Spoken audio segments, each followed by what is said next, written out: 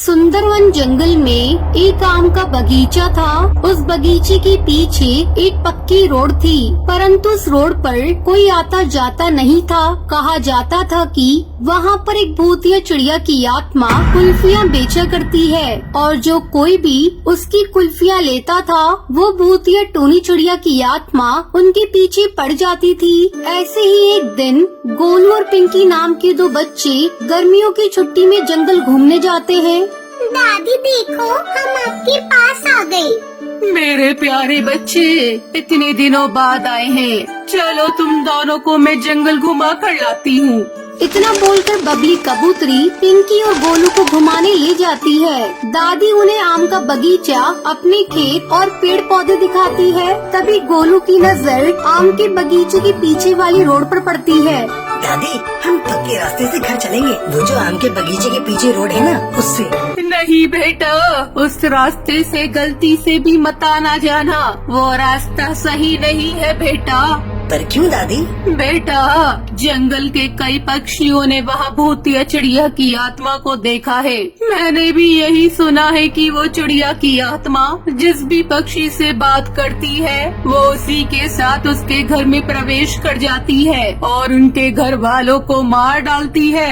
इसलिए बेटा, तुम वहाँ नहीं जाओगे। ये कहकर बबली बच्चों को घुमाकर घर वापस ले आती है, परंतु अभी भी गोलू का पूरा ध्यान उसी रोड पर होता है। पिंकी, तुझे आम खाना बहुत पसंद है ना? चल आम के बगीचे में चलते हैं और वहाँ से कुछ आम तोड़ कर लाते हैं।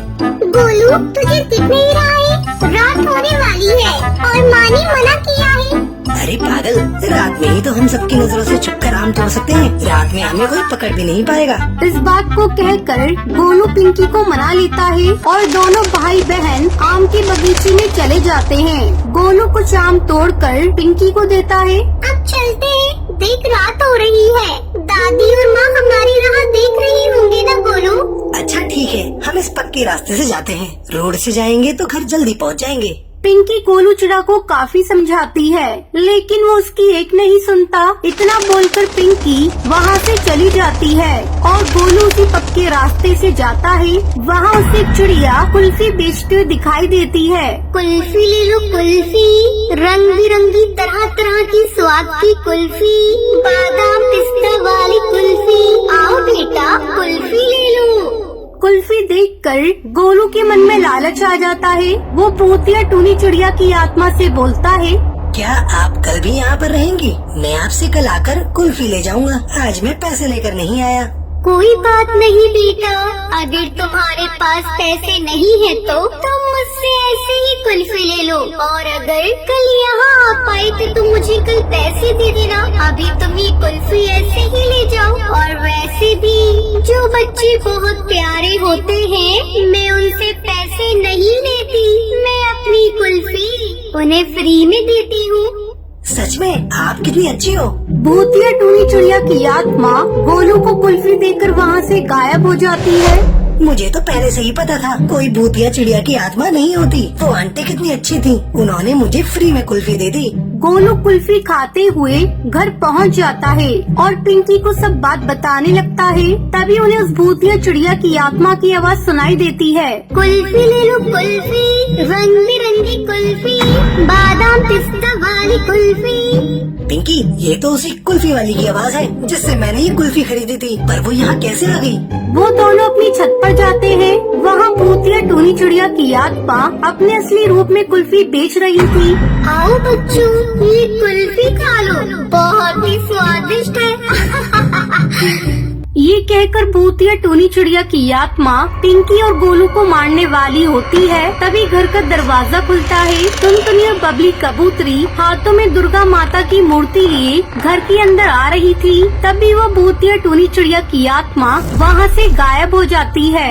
गोलू अपनी माँ टुनटुनी को सारी बात बताता है। मुझे सब पता है बेटा, जब तू कुल्फी खाते हुए घर आ रहा था, मैंने तभी तुझे रास्ते में देख लिया था, क्योंकि हमारे जंगल में कोई कुल्फी नहीं बेचता और तू कुल्फी खा रहा था। मैं समझ चुकी थी ये काम उसी भूतिया टूनी चिड़िया की आत्मा का है। इसलिए मैं तेरी दादी के साथ मंदिर गई और वहाँ से पवित्र देवी माँ की मूर्ति लेकर आ गई। अब हमारे घर में वो भूतिया चिड़िया की आत्मा कभी नहीं आ पाएगी।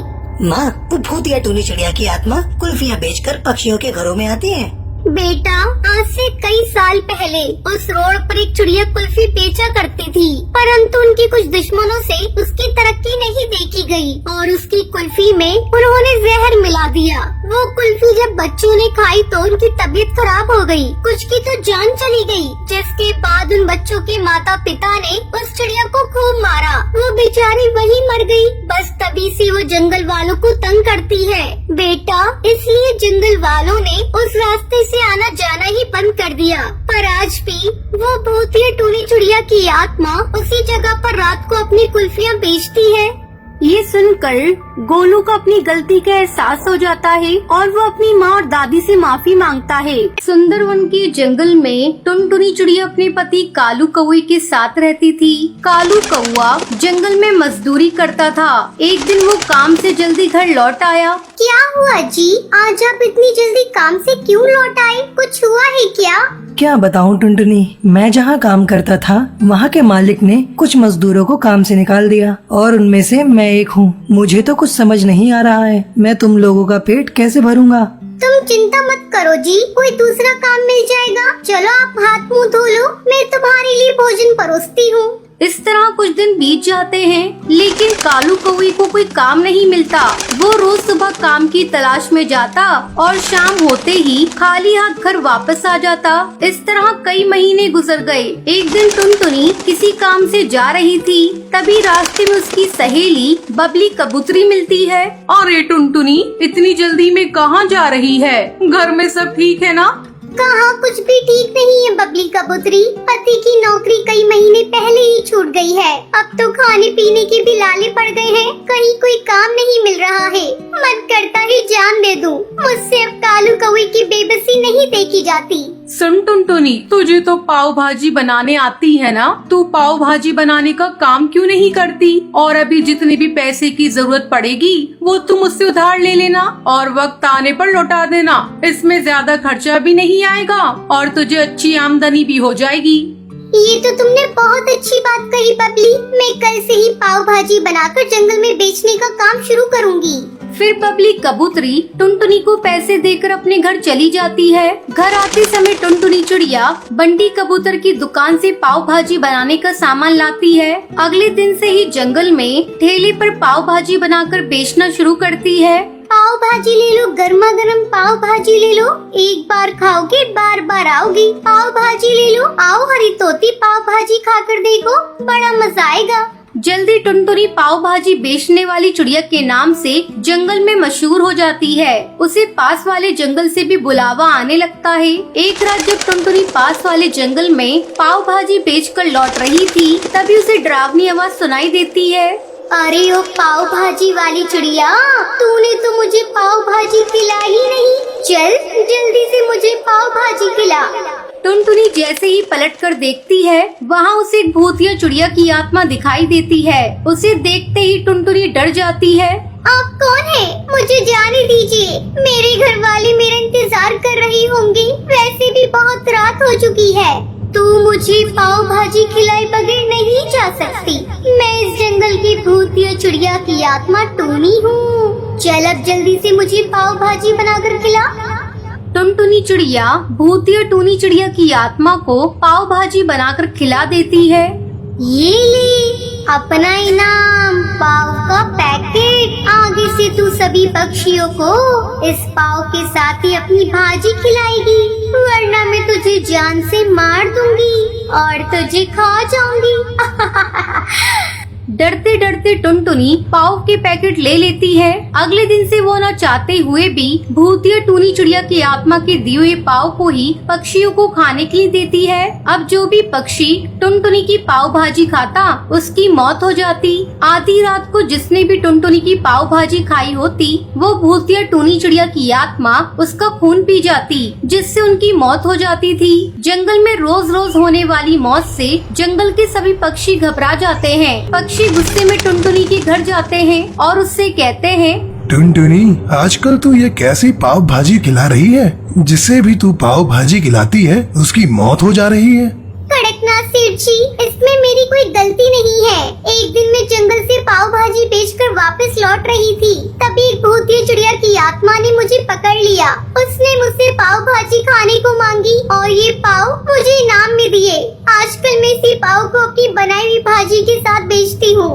टुनटुनी, तू जल्दी से इस पाव को जला दे। इसी जादुई पाव की वजह से जंगल के पक्षियों की मौत हो रही है। टुनटुनी पाव को आग से जलाने लगती है, तभी वो भूतिया चिड़िया की आत्मा वहाँ आ जाती है। मुझे मत जलाओ, मुझे मत मारो, रुक जाओ वरना मैं तुम सबको मार दूंगी। टुनटुनी रुक जा, छोड़ दे मुझे। भूतिया टूनी चिड़िया की आत्मा की बात को अनदेखा करके टुनटुनी उस पैकेट को जला देती है। पाव के साथ साथ वो भूतिया चिड़िया की आत्मा भी जलकर भस्म हो जाती है। उस दिन के बाद से जंगल में पाव भाजी खाने के बाद फिर किसी पक्षी की मौत नहीं हुई। टुनटुनी खुशी खुशी अपनी बनाई हुई पाव भाजी बेचने लगी।